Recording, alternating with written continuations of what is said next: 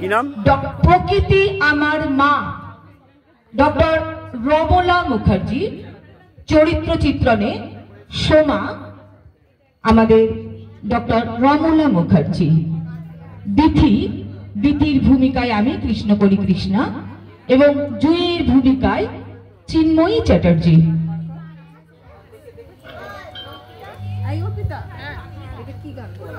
আরে বোধহয় কাকুরা এলো। দেখ দেখ সোমা, দেখ তো সোমা। হ্যাঁ যাই। কিরে জুই, তুই একা? আমি একাই এলাম।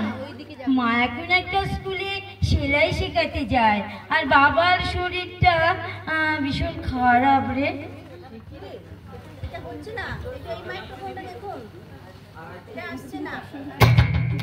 হ্যালো, হ্যাঁ সে কি রে, কাকুর শরীর খারাপ কেন? কি হয়েছে রে? জানি না রে, বাবার 2 হাতে পায়ে ঘা হয়েছে। ও মা, সে কি করে ঘা হলো? আমাদের ওখানে জলে খুব আর্সেনিক, সেই আর্সেনিক যুক্ত জল ব্যবহার করে এই অবস্থা, জানিস? ও তাই, এখানে তো আবার জল সংকট দেখা দিয়েছে জানিস তো। জল পাওয়াই যাচ্ছে না, ভূগর্ভ থেকে জল উঠছেই না, একদম ঘোলা ঘোলা জল আসছে। তাহলে তো খুব মুশকিল রে। হ্যাঁ, মাত্র 1 বালতি জলে স্নান করছি। এই গরমে খুব তো কষ্ট হচ্ছে রে তোদের। আনাজ ধোয়া জল গাছের গোড়ায় দিচ্ছি আমি, আর কাপড় কাচার জল দিয়ে ধোয়া মোছা সব করছি, বুঝলি? মানুষ যদি আগে থেকে এইভাবে চলতো তাহলে আর জলের অভাব হতো না, কিন্তু মানুষ যে বড্ড বেশি জলের অপচয় করে ফেলেছে রে। আচ্ছা বল, খাবার জল না হলে কি চলে? সত্যি তো। আর ব্যাঙ্গালোরে কি অবস্থা বলতো? হ্যাঁ, প্রচন্ড খরাতে জল একেবারে পাওয়াই যাচ্ছে না। বেঙ্গালুরুতে তো প্রচন্ড জলসংকট চলছে। তবে এভাবে চললে আমাদের দেশেও কিন্তু দেখা দেবে ওই জলের সংকট। আরে শুধু আমাদের দেশে নয়, দেখবি কিছুদিন পরে সব দেশেই জলসংকট। জেঠিমা, এই নাও বৃষ্টিটা রাখো। আবার মিষ্টি? কেন রে, আবার মিষ্টি আনতে গেলি কেন? ওই মা সোমার জন্য পাঠিয়ে দিয়েছে। এই জুই, তুই যে প্যাকেটটা করে মিষ্টি এনেছিস, সেই প্যাকেটটা তো পলিথিনের। পলিথিনের প্যাকেটটা এখন নিষিদ্ধ। তুই কেন সবকিছু জেনেও?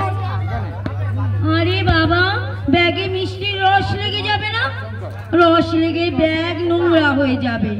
পলি ব্যাগে নিলে মিষ্টির রস একদম ব্যাগে লাগে না।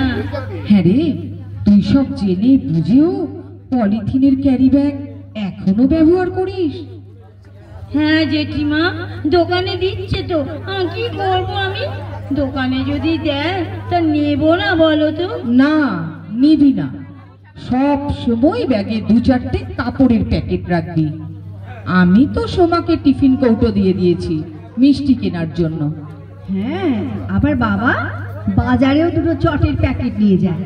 একটা চটের প্যাকেটে বাবা আনাজপাতি কেনে, আর একটা চটের প্যাকেটে মাছ কেনে। পলিথিনে যদি পৃথিবীটা ভরে যায়, গাছ কি করে বাঁচবে বলতো? আর গাছ যদি না বাঁচে, আমরাই বা কি করে বাঁচবো? অতএব আমাদের বাঁচতে গেলে আমাদের পলিথিন অবশ্যই বর্জন করতে হবে। এভাবে চললে একদিন হয়তো দেখা যাবে কোনো জীব পৃথিবীতে থাকছে না, কারণ পলিথিনেই পৃথিবীটা ভরে গেছে। আমাদের আর কোনো স্থান নেই, জীবেদেরও কোনো স্থান নেই।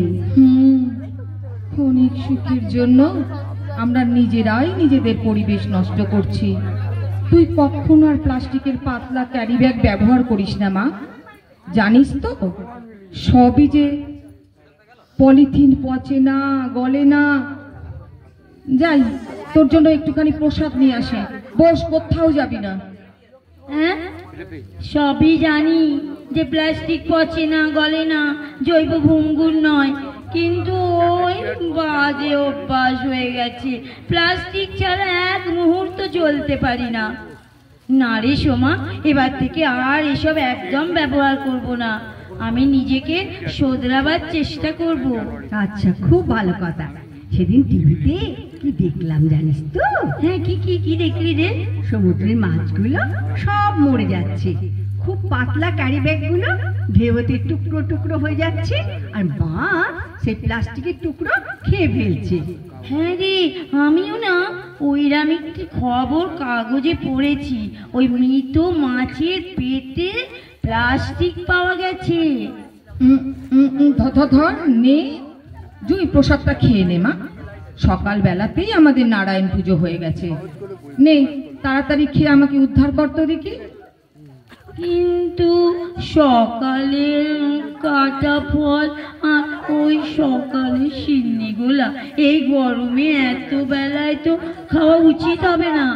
আমি ওইসব খেতে পারবো না জেঠিমা, তুমি কিছু মনে করো না। আমি এই বাতাসেটা এই মিষ্টিটা খাচ্ছি। আমি সকালে সব সিন্নি গলিনি রে মা, সব শুকনো রেখে দিয়েছিলাম। তোর কোনো ভয় নেই, আমি কখনোই আর কাটা ফল রাখি না। তোর জেঠুর কাটা ফল খেয়ে বড় অসুখ করেছিল, তারপর থেকেই ডাক্তারবাবু একেবারে বারণ করে দিয়েছেন। সিন্নিগোলা এসব একদম রাখতে বারণ করেছেন। তাই আমি সব শুকনো ফল রেখে দিয়েছিলাম। তোর মা বাবার জন্য আমি প্রসাদের ফল আর মিষ্টি তুলে রেখেছি মা, তোকে দিয়ে পাঠিয়ে দেবো। নে ধর তো দেখি। জুই রে, শোন শোন, তুই প্রসাদটা খেয়ে নে। খেয়ে আমার ঘরে এসে দেখ না একটু ক্যাপশন গুলো আমি খাতায় লিখে রেখেছি। তুই একটু সুন্দর করে লিখে দে না রে, তুই খুব সুন্দর লিখতে পারিস। ওগুলো পিচবোর্ডে এঁটে পোস্টার করে কাল সকালে আমরা প্লাস্টিক বর্জন অভিযানে বেরোবো, কেমন? হ্যাঁ হ্যাঁ, নিশ্চয়ই লিখে দেবো। আর আমিও যাবো তোদের সঙ্গে অভিযানে। বাহ, খুব ভালো হবে। এখন চল চল লিখে ফেলি।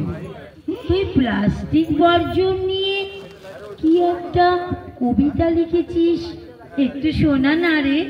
হ্যাঁ, একটা কবিতা লিখেছি। তুই সুকুমার রায় সে গোপ চুরি পড়েছিলিস, মনে আছে ছোট্টবেলায়? তারই আদলে নাম কি দিয়েছি জানিস? পরিবেশ চুরি। শোন তাহলে। দূষণ অফিসের বড়বাবু প্লাস্টিক বড়ই শান্ত, তার যে এমন খারাপ খবর কেউ কখনো জানতো?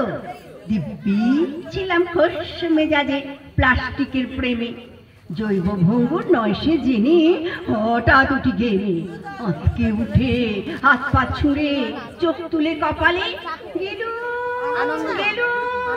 রব ওঠে, পরিবেশ যায় রসাতলে। তাই শুনে কেউ চটকেনে প্লাস্টিকের বদলে কাগজের ঠোঙা বানায় পলি ব্যাগের আদলে, মাটির ভাঁড়ে মিষ্টি দেয় ময়রার দোকানে। সমবেত প্রচেষ্টাতে সবাই বাঁচবো পরাণে। রেগে আগুন, তেলে বেগুন, এসব দেখে যারা সব কারো কথা ধার ধারে না, বোকার হদ্দ তারা সব। চলো আমরা বুঝিয়ে তাদের আসল কারণ বলি। প্লাস্টিক বর্জন করো স্লোগানে পথ চলি। যবে এসব নদী নালায় বিচ্ছিরি আর ময়লা, গাছের আর বাড়বে না তো জীবের জীবন কয়লা। পরিবেশ তো তোমার আমার, নয়তো একার কেনা। জগতের আমি, জগতের তুমি, পরিবেশ বিনা বাঁচব না। বাহ, খুব সুন্দর লিখেছিস। এইভাবে যদি আমরা নতুন প্রজন্মেরা অভিযানে বেরোই, তবে কিছুটা সচেতন মানুষ হবেই হবে। হ্যাঁ, নিশ্চয়ই হবে। এই শোন না, তোরা যে একটা গান লিখেছিলি না, রচনা করেছিলিস, সেই গানটা একটু গান আরে, আর আমিও যাবো তোদের সঙ্গে সামিল হতে। নে ধর, তুমিও গাও তাহলে। হ্যাঁ।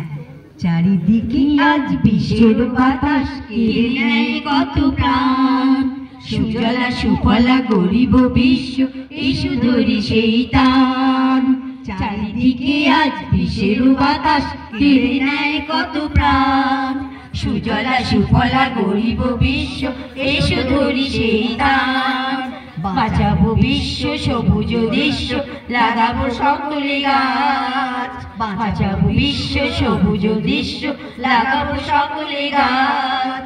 সচেতনতার লক্ষ্যে ছুটিব জলেতে থাকিবে মাছ, সচেতনতার লক্ষ্যে ছুটিব জলেতে থাকিবে মাছ। নমস্কার। ধন্যবাদ।